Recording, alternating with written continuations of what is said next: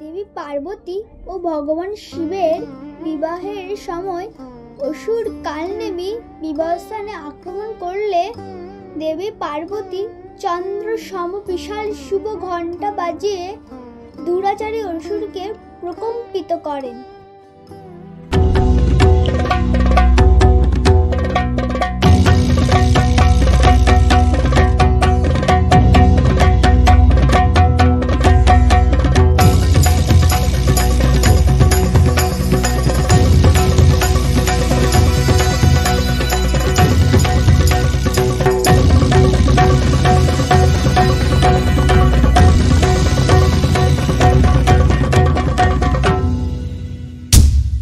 এবং সকল অশুভ শক্তি দমন করে শিবের সাথে বিবাহ বন্ধনে আবদ্ধ হন।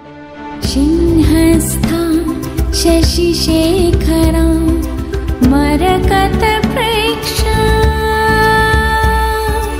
চতুর্ভির্ভুজৈ শঙ্খং চক্রধনু শরাংশ্চ দধতি নেত্রৈ স্ত্রীভিः শোভিতা।